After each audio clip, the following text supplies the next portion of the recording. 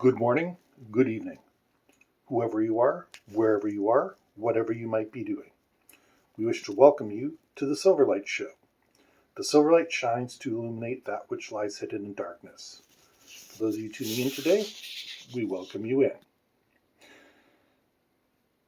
As you can see, Silverlight has been pretty busy building a little city, parks, even a little hospital, if you can see that in there. Now, here's the funny part. All these structures, they're not held together by anything. And the reason is Silverlight forgot to buy the glue. You can't make structures without glue. They don't stick together. A lot of you are tuning out right now, and that's okay, but listen to me. This is leading somewhere. Glue is just as essential for holding a city together as it is for holding its people together. And because of that, it's something we need to pay attention to in society. Because without glue, you're not building anything at all. Let's look at the recent attack in Mississauga, Ontario, of a man with an axe on a group of Muslim worshippers. Now, this is a heinous attack. It should never have happened. But the fact is, the man didn't do what he did because he simply snapped. People snap all the time. They usually go for the first target, the first person in front of them. It's tragic, but it's true. The fact is, the man somehow, and this is not victim blaming at all. Do not associate this with whatever Muslim people have done.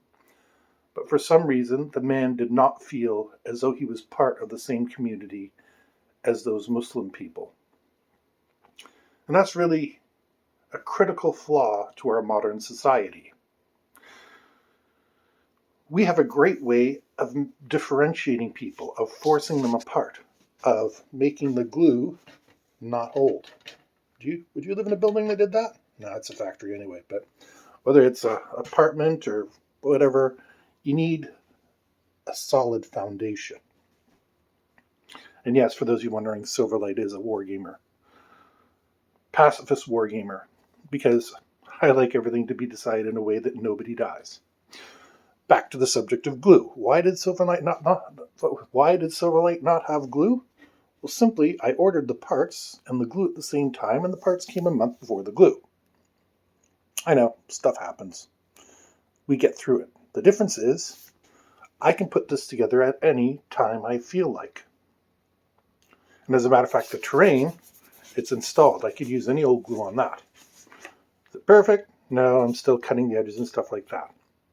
But this is what we have to think of when we're putting a society together. If we put it together without any glue, it has no cohesion. It's not going to stick together. It will forever be separated. Just like my little warehouse over here. And the more distinctions you have, yes, I know they're not painted perfectly. They're still a work in progress. Everything here is a work in progress. But the more distinctions that you have, the less well everything flows together. This is why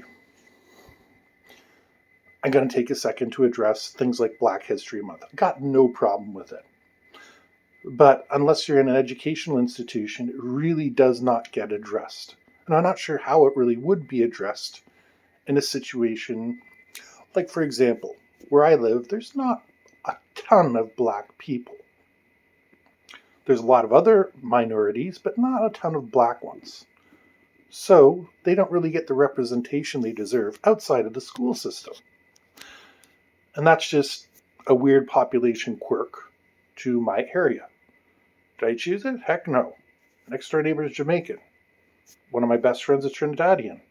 No problem with Black people. But I do see the problem when it's just being taught in schools and people can feel isolated. It's a dividing factor when it's not part of the glue of society. That glue is not being taught properly. Now, we can counter with patriotism, but as Oscar Wilde said, patriotism is the virtue of the vicious. And I'm saying that as a veteran. Don't have very much patriotism. I have loyalties. I have things I'm grateful for.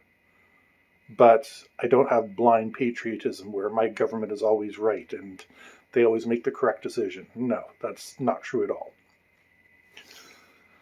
Let's turn it back to the glue. What are the things that are dividing the community at the present time? And by community, I don't only mean the community of my little area of the world, but of the nations of the world.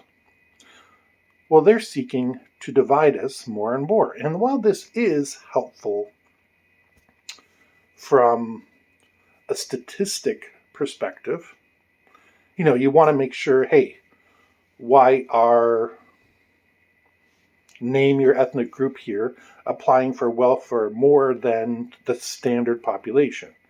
That is a worthwhile question to ask. Why are insert any ethnic group here responsible for more crime? Well, you can link that to other factors. That's valid data. But when you go to a government office and you're applying for anything, aside from maybe a government ID or photo ID or something, I don't understand if you have to apply for help. Let's say the unknown virus of unspecified origin comes back. What difference does your racial group make to your application? What difference does your ethnic group make to it? And race and ethnicity are two different things.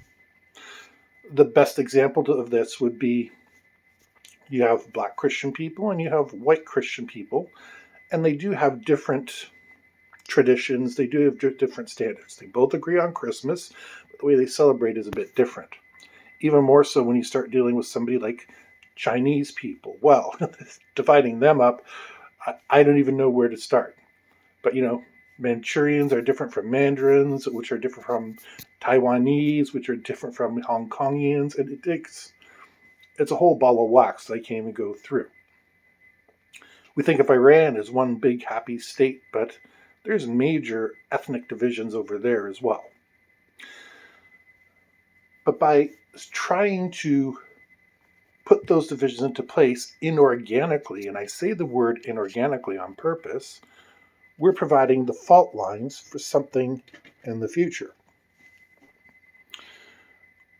I have no problem if, say, a Chinese person, because there's lots of Chinese people all over, decides to open an Asian food market. As a matter of fact, from my experience, that allows me to sample more things. We have an Asian food market near us, and wow, it has everything from durian fruit, which I've not been brave enough to try yet, to, they have homemade delicacies there. It's a huge place, and it's starting to branch out into a chain. Wonderful. This is ethnicity done correctly, because they've taken their heritage and expanded on it. So they don't just sell Chinese stuff; they sell everything. If you need plain old Heinz vinegar, they got it. If you need floor cleaner, they got it. They're not just selling whatever those brands and popular in China. No, they're responding to market forces and giving the consumer what they want, plus the specialized items that are hard to find. That is glue. That is holding the community together. And we need more of these ways to hold our community together. The Gay Pride Parade was controversial for a number of years. In those early years, I used to go down there. Do I self-identify as gay? No, I self-identify as cis, hetero, straight. But you know what? It was a fun parade. You went down there and it was like a little party on the street. So I sat there, got a hot dog, make your jokes in the comments below, and a soda, and watched everything unfold in front of me. Never regretted it. That's kind of what we need. It's community events that embrace ethnicity and culture and race. Not that just this, let's declare a day for former former parents who were alcoholics but quit and started smoking instead. And that's what I fear is becoming more and more prevalent. We keep slicing and subdividing and trying to cut ever so fine. Now, again, for statistics, got no problem with that. I have a whole book that I wouldn't have been able to write without having Statistics Canada and statistics from the United States. So no problem with statistics. But again, I understand why people want to group with their own kind. But what we have to understand is our own kind doesn't necessarily mean the color of our skin. Like I said, I hang out with a Jamaican person. I hang out with a Trinidadian person. I'm around Filipinos and Filipinas all day long. They love me for some crazy reason, and I love them because they're wonderful people. So we got to stop dividing people, because sooner or later, what we're going to wind up with is a bunch of crap lying around and no more glue to put anything together. It's the wrong glue anyway. But that's what we need to avoid. We need a strong structure, something that's going to honestly hold up, not a weak structure. So we got to start thinking what we can do for the community.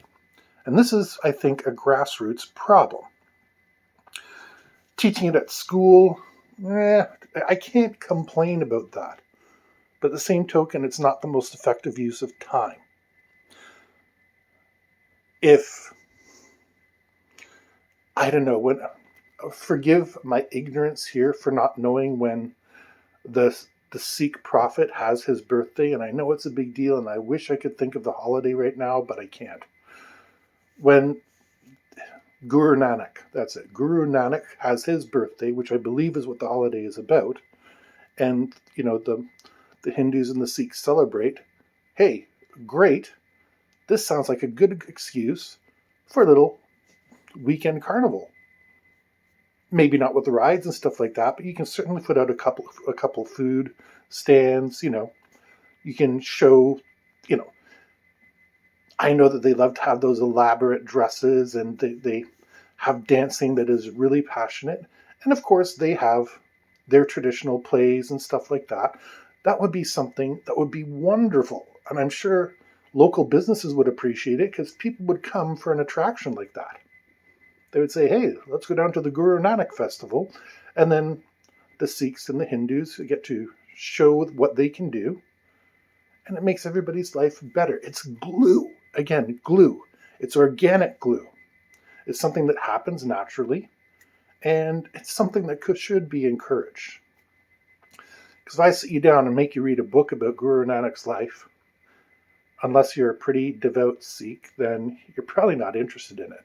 And I say that with all due respect, because one of Silverlight's hobbies is reading religious texts.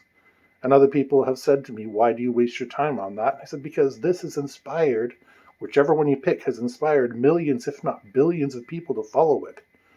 Information is power, and I open my mind to any information. So, the central point to this show is about the glue that holds communities together. What would you rather have? A community that's splitting apart and falling apart, and quite frankly close to violence?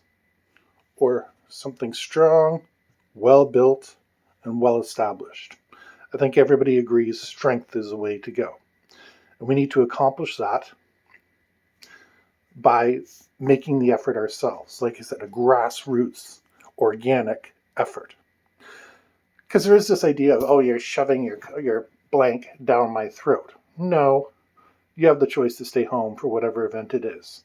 And sooner or later, your friends are going to say, hey, that Guru Nanak festival was pretty darn good. We should go there again. At any rate, it's better than sitting at home, getting upset, and most importantly, not understanding what it is you're spending so much time avoiding. Let's think about inclusion. Let's remember everybody's a person. And we have kind of a duty to learn about them. I mean, sooner or later, you're going to bump into somebody. and you have the choice to sound like an ignoramus, what's all that about? Or you can say, oh, that is an interesting costume. Would you care to tell me about it? See? Anyways, I trust my listeners to do the right thing because you are pretty intelligent, although I don't know what statistical group you belong to. But anyways, I've said it. We wish to thank you for joining us for the Silverlight Show. If you enjoyed this, please like, share, and subscribe. Buy the books in the description. Every purchase you make helps this channel. And most importantly, we hope you have a fantastic day.